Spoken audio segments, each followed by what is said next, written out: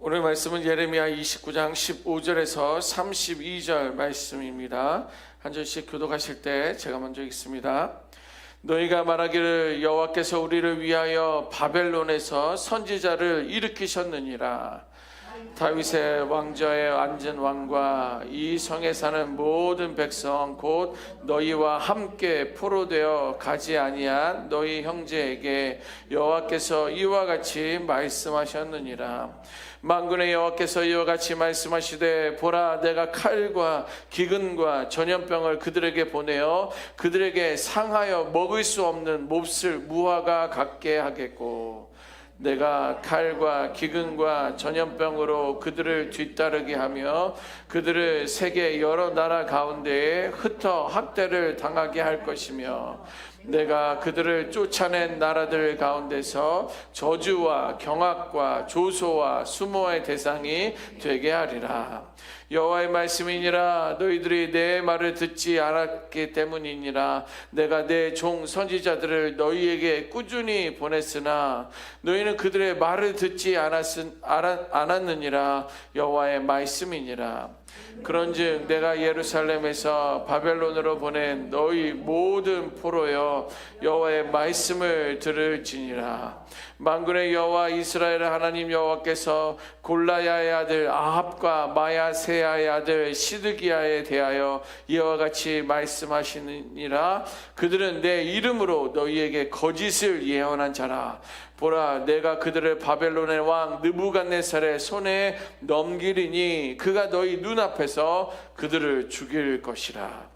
바벨론에 있는 유다의 모든 포로가 그들을 저주거리로 삼아서 이르기를 여호와께서 너를 바벨론 왕이 불살라 죽인 아합 같게 하시기를 원하노라 하리니, 이는 그들이 이스라엘 중에서 어리석게 행하여 그 이웃의 아내와 간음하며 내가 그들에게 명령하지 아니한 거짓을 내 이름으로 말함이라. 나는 알고 있는 자로서 증인이니라. 여호와의 말씀이니라 하시니라. 너는 느헬람 사람 스마야에게 이같이 말하여 이르라. 만군의 여호와 이스라엘의 하나님께서 이와 같이 말씀하여 이르시되 내가 내 이름으로 예루살렘에 있는 모든 백성과 제사장 마아세야의 아들 스바냐와 모든 제사장에게 글을 보내 이르기를 여호와께서 너를 제사장 여호야다를 대신하여 제사장을 삼아 여호와의 성전 감독자로 세우심은 모든 미친 자와 선지자 노릇을 하는 자들을 목에 씌우는 나무 고랑과 목에 씌우는 쇠 고랑을 채우게 하심이오늘. 이제 내가 어찌하여 너희 중에 선지자 노릇을 하는 아나돗 사람 예레미야를 책망하지 아니하느냐.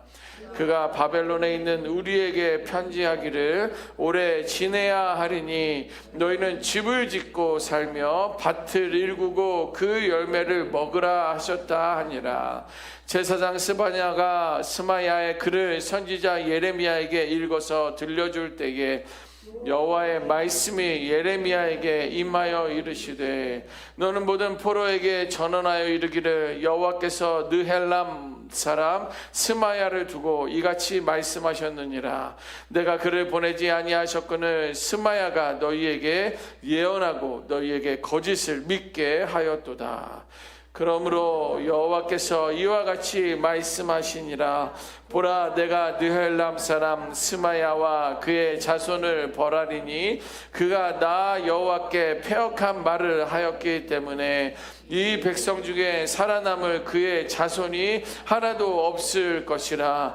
내가 내 백성에게 행하려 하는 복된 일을 그가 보지 못하리라 하셨느니라. 이것은 여호와의 말씀이니라. 아멘.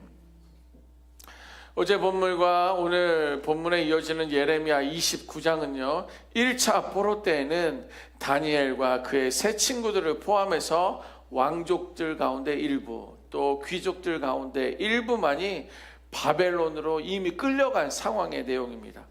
그때만 해도요 많은 사람들은 그것을 일시적인 사건으로 생각을 했습니다. 왕족들 중에 친척들이 갔겠죠. 사촌들이 갔겠죠. 또 귀족들 가운데 일부분이 먼저 포로로 끌려가니까 뭐 그럴 수 있겠지. 뭐 이제 우리는 괜찮을 거야 라는 생각을 하고 있습니다. 그러나 이제 29장의 배경은요, 그 다음 단계에 나오는 거예요. 2차 포로로 이제 왕족들과 귀족들은 물론 제사장들도 끌려가고 장인들도 끌려가고 나라를 떠받치던 기술자들까지 이제 가게 되는 거예요. 이렇게 지도자층인 대거 포로로 끌려간 상황에서 전달된 편지가 이제 29장의 그 내용에 담겨져 있습니다.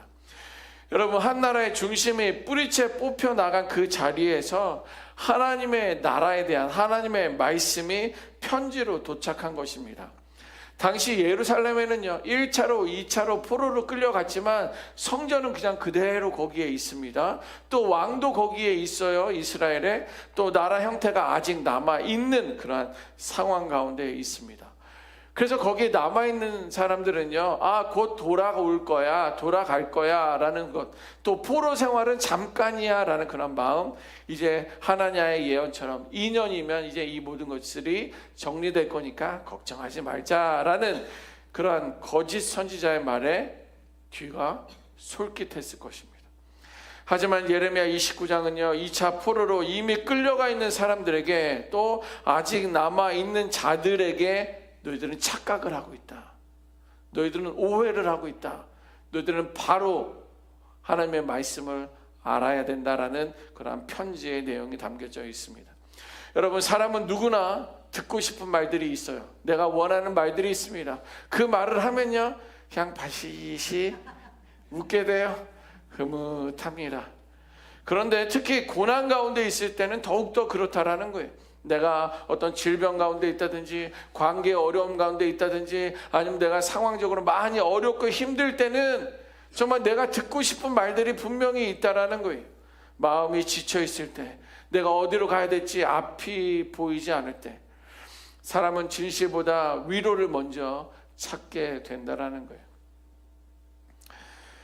그런데 그거에 대한 위험은요, 하나님의 뜻을 알지 못하고 자기 중심적으로 집착하는 것, 그래서 하나님의 뜻이 무엇인지 묻기보다는 지금의 이 고통이 언제 끝나는지만 집착하게 된다라는 거예요. 그러나 여러분, 듣기 좋은 말이 언제나 하나님의 말씀이 되는 것은 아니다라는 거예요. 때로 하나님의 말씀은요, 위로가 아니라 우리를 멈춰 세우는 경고로 우리에게 다가오기도 하신다라는 거예요. 이렇게 바벨론 포로로 끌려간 이스라엘 백성에게도 마찬가지입니다. 그들은 예루살렘을 떠나 낯선 땅에서 하루하루를 버텨야 했습니다. 그때 하나냐와 같은 그러한 선지자, 그러한 사람들이 등장하게 됩니다. 그래서 그들은요, 뭐라고 말합니까? 곧 돌아올 것이다, 돌아갈 거야, 오래 걸리지 않는다, 하나님께서 즉시 회복하신다 라는 그러한 달콤한 말들을 하게 됩니다. 반면에 진짜 하나님의 선지자 예레미야를 통해서 하나님께서 주신 말씀은 무엇이에요? 오히려 포로된 백성들에게 거기서 짐을 싸서 나갈 준비를 해라, 그런 말씀이 아니라 너희는 그 땅에서 집을 지어라, 그 땅에서 뿌리를 내려라, 자녀를 낳아라, 그 성읍의 평안을 구하라, 부르짖으라 라고 말씀해 주고 있습니다. 여러분, 회복은요, 즉각적인 탈출이 아니라 하나님 앞에서의 성실한 삶을 통해 우리에게 보여주고 드러나고 있다란 말입니다. 무슨 말이에요? 그 땅이 우연히 우리에게 주어지지 않았다라는 거예요. 우리들의 지금 상황이, 어려운 상황이, 고난의 시간들이, 지치고 힘든 그 시간들이 우연히 나에게, 여러분들에게 주어진 것이 아니다라는 거예요. 비록 그 바벨론 땅이지만, 포로된 자들의 다른 나라이지만, 또 우리를 억누르고 우리를 포로로 끌고 간 그 나라이지만, 그곳 또한 하나님께서 허락하신 삶의 자리라는 거예요. 그 자리에서의 하루하루가 하나님과 동행하는 시간이 되어야 했기 때문이라는 거예요. 그래서 우리가 어디로 가든지, 어떠한 상황을 만나든지, 어떠한 환경 가운데 처해 있다든지 그냥 나는 이 길만 피하면 돼라는 그런 마음이 아니라 즉시 여기를 탈출할 방법만 구하는 것이 아니라 이곳에서 뿌리를 내리며 하나님과 동행하는 그런 시간들이 되어야 한다라는 거예요. 하나님은 환경이 바뀌기를 기다리는 그러한 신앙보다 환경 속에서 변하지 않는 신앙을 원하고 계셨다라는 거예요. 다시 한번 말씀드립니다. 환경이 바뀌기를 기다리는 신앙보다 그 환경 속에서 변하지 않는 그 믿음과 신앙을 하나님께서는 우리에게 원하고 계신다라는 거예요. 회복은 상황이 끝나서 오는 것이 아니라 하나님 앞에서 우리가 어떤 사람으로 살아가느냐에 따라서 이미 회복은 시작되고 있다라는 거예요.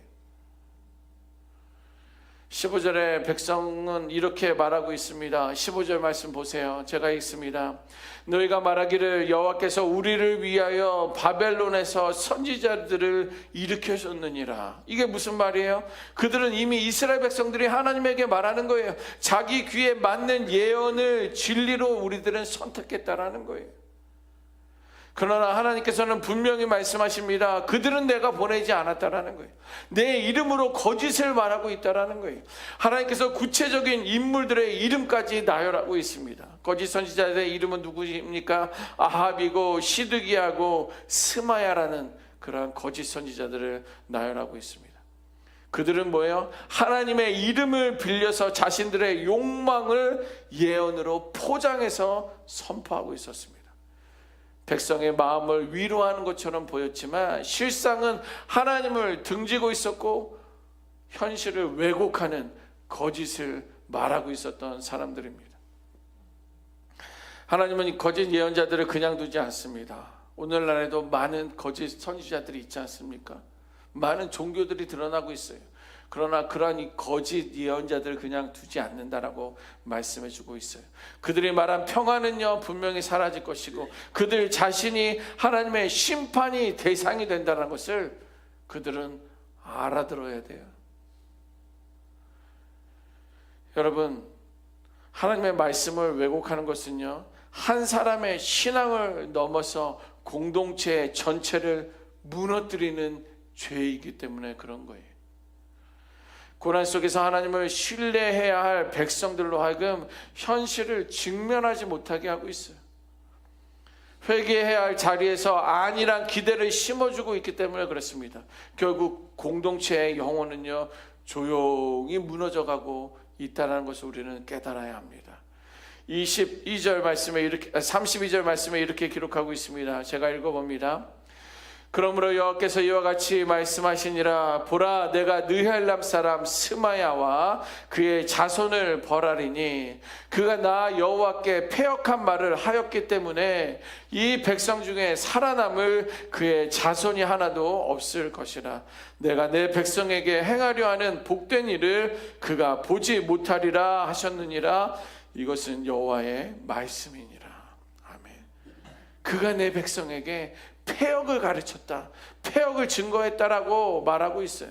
여러분, 거짓 예언은 단지 틀린 정보가 아니라 wrong information이 아니라 하나님을 신뢰하지 못하게 만드는 영적 반역과 같은 거예요. 말씀을 준비하면 하나님은 우리를 속히 꺼내주시겠다, 거기서 우리를 건져주시겠다라고 약속하기보다 그 고난의 자리에서, 그 외로움의 자리에서, 그 환경 있는 그곳에서 나는 너와 함께 하겠다, 그리고 내가 그 자리에서 너를 빚어가겠다라는 것을 깨닫게 하셨습니다. 여러분, 우리의 삶도 얼마나 더 살지 알지 못합니다. 오는 것은 순서대로 오지만 가는 것은 순서가 없기 때문이에요. 또 하나님께서 우리를 언제 어떻게 다른 것으로 불러가실지 모르지만 우리는요 이곳에서 하나님이 나를 빚어가시고 이 환경 속에서 나를 세워가신다라는 그 약속을 붙들 수 있는, 그래서 참된 믿음과 신앙 안에 거할 수 있는 우리 모두가 되야 될 줄 믿습니다. 여러분, 참된 회복은요 현실 속에서 하나님을 신뢰하는 삶을 통해서 드러난다라는 거예요. 다른 누가 나를 회복시켜주는 게 아니에요. 다른 어떤 환경이 나를 회복시켜주는 것이 아니라 참된 회복은 지금에 있는 현실 속에서 하나님을 신뢰하는 그런 삶을 통해서 하나님은 우리를 회복시켜 가신다라는 거예요. 오늘도 수많은 말들이 우리를 둘러싸고 있습니다. 그러나 하나님의 말씀은요, 언제나 조용히 분명히 묻고 계시는 것이 있어요. 우리에게 지금도 묻고 있습니다.